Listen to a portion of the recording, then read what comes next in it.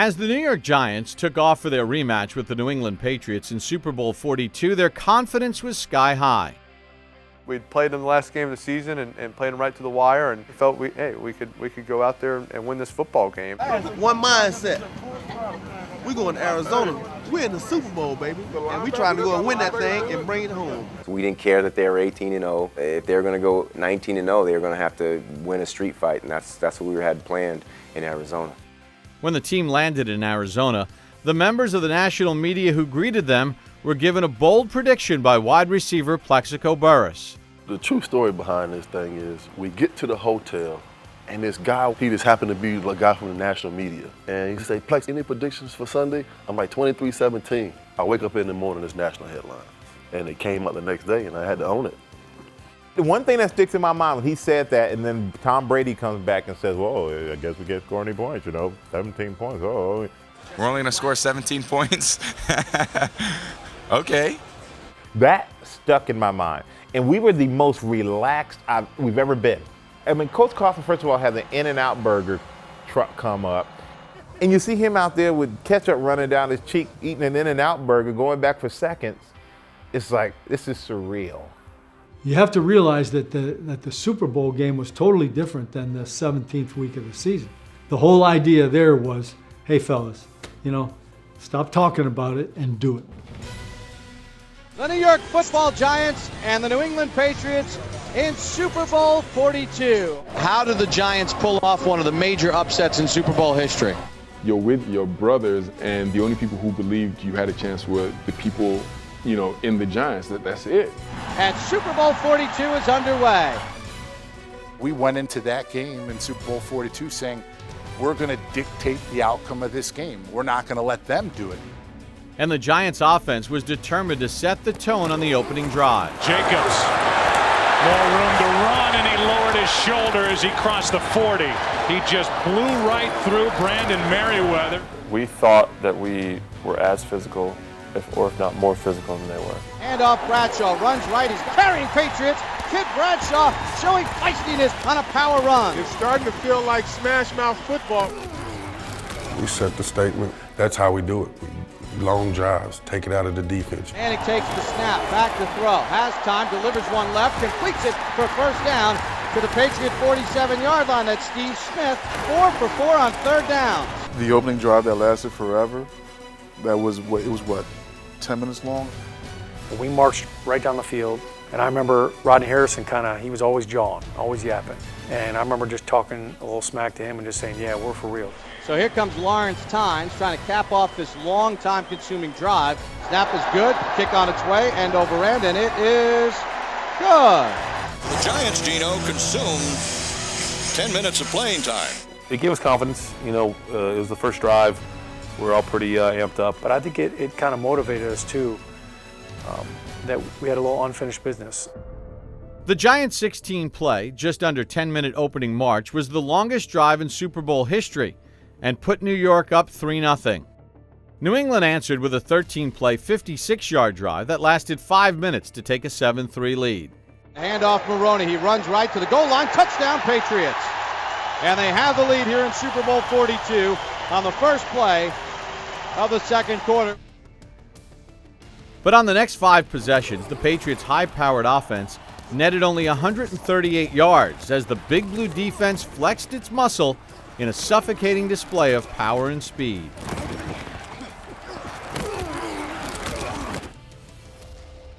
Just speaking from a defense perspective, we went into the game very, very confident. We felt like Coach Spags put together a great scheme to really put pressure on Brady, which we knew he didn't like. They'd never seen a defensive line like we had, and they're not going to be able to stop us.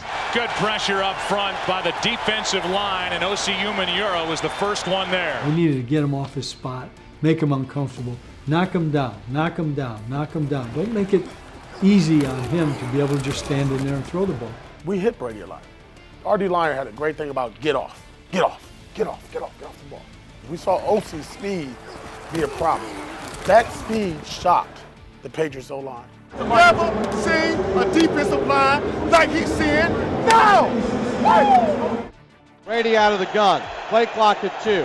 Takes the snap and back to throw. Sets in the pocket, and he's sacked by Michael Strahan back at the 32-yard line. Fourth sack of the game of Brady.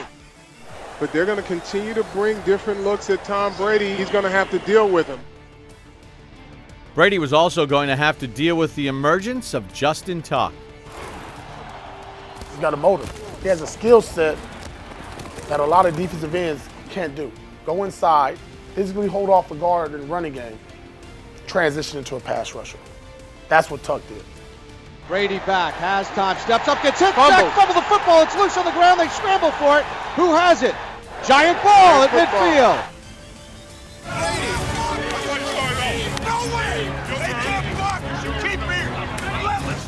For most of the game, both teams struggled offensively. But as the final quarter began, Eli Manning gave his team a jump start with two big plays.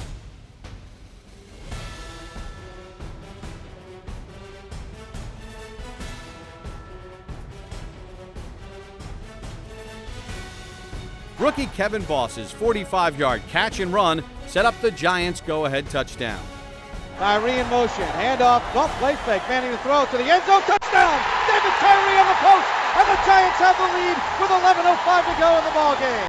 But as he had done all year, Tom Brady would lead his team back to regain the lead.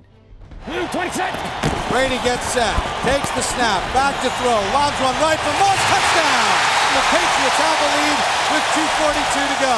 What a Super Bowl this has been. Can the Giants do it? They're down by 4. Here it is. There's a minute and 51 seconds left. We're down 4, and there's only one option. The score's got to be 17-14. 17-14 is the final, okay? 17-14, fellas. One touchdown, we are world champions. I wanted to relay to them what I really believe needed to happen. I need you guys to score a touchdown. We need to be world champions. Can Eli Manning do it? He's got to go 83 yards in 2:39. We were very confident. There wasn't a whole lot said. I just kind of ran in. I said, all right, here we go. This is what every quarterback lives for, chance to win the game. We get to a 3rd and 5. We have a pretty good play on for the coverage. I'm probably going to work maybe the Tyree on the post. Manning takes the snap, back to throw, under pressure, avoids the rush, and he's going to fight out of it. Still fights out of it, now throws it deep downfield to Tyree, who makes the catch at the 22-yard line. What a play by Manning. He eluded 3 sacks. I'm running a post route over the top, so by the time I break out my post, he's under the rest. They got a hold of me, but I'm kind of in a little panic. I think this isn't good, but they just never pulled me down. I look back, and I'm like, oh man, he's getting the sack. And I'm like, oh, he got out. Fought out of it, I rolled right, kind of saw Tyree, I saw one other guy, ended up being Rodney Harris there, but I just figured, I got to give this a shot. As soon as he let go of the ball, I was like, what is he doing? And I'm like, no, don't throw it. He fires the ball down the middle of the field, which normally you do not do that. No, not the middle of the field. From there, it was like chariots of fire, music going on in the background, and you're just locked in on that ball. And for me, all I remember is going up the high pointed. It is caught by Tyree. Catches it, ball off his helmet, head. You couldn't tell what he did with it. And I'm just thinking to myself, are they saying he caught that? I really didn't know anything about the helmet. I just remember getting my second hand back on that ball. All I know is I got it, and I'm not letting this thing go. It's a moment in time that's literally like frozen. I just call it a miraculous play that I'm the fortunate recipient of. When he caught the ball, game was over. We knew we were going to win. I think that's when we really thought we're going to win this game, because there's no way we're going to make that play irrelevant. 1st and 10 at the 13, 39 seconds to go. Giants down by 4. 3 receivers right, Burris left. So we run out, and I get to the line, and I see the coverage. It's blitz coverage. And I'm like, oh my gosh. The ball's coming. Manning calling signals, takes the snap, looks left, lobs it left. Burris is wide open. Touchdown Giants! In the left corner of the end zone. Touchdown! With 35 seconds to go, and the Giants regain the lead. Manning to Burris. We had Plaxico one-on-one, and there was no doubt where I was going. I was throwing it high in the corner end zone and let him make a play. Eli can't hike the ball fast enough, and he lets it go. I make a move on Ellis Hard, steps down, takes the fake, and I just run clean by him. I'm seeing Plaxico literally running into the end zone by himself, and I'm just, catch that thing now. Don't take your eye off the ball. Honestly, felt like the ball was sailing for 4 or 5 seconds, and you just see it going. It took forever. It really did.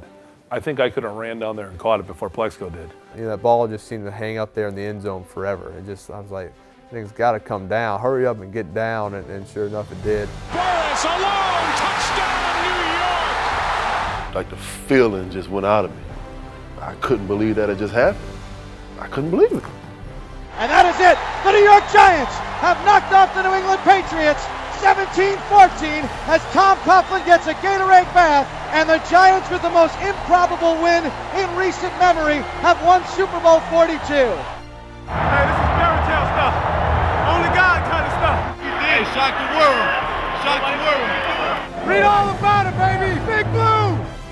World champions, baby. Write that down. I think it takes a second to digest, and right after the game, and you just take a moment to realize, what just occurred. That we won a Super Bowl. You go through an experience like that and you win together, you are bound together for the rest of your lives by that accomplishment. And the greatest thing in the world is nobody can take it away from you.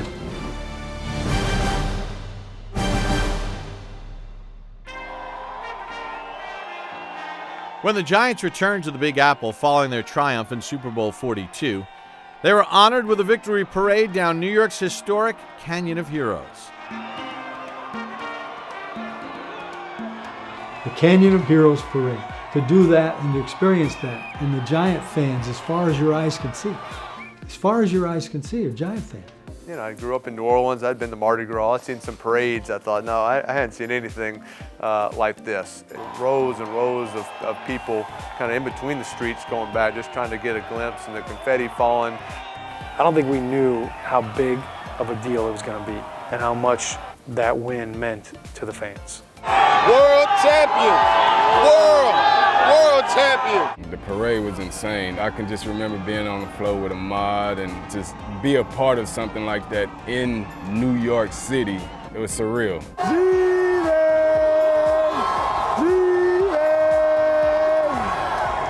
Number one, baby. Number one, baby. You look left, okay, you look right, and then you just looked up, and you're like, wow. It just didn't stop. It was really, really fun. It was really special, and it was one of those things where why not get out of the parade, go get in with the fans, because you guys came out here to see it, so I might as well engage with you. Come on, in one picture!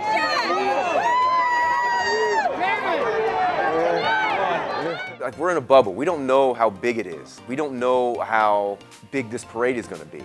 We get out of the Holland Tunnel, and we make a turn, and there's a block just full of blue and white. It was unbelievable. It exceeded every bit of my expectation. Soak it in! Yeah! Super Bowl champs!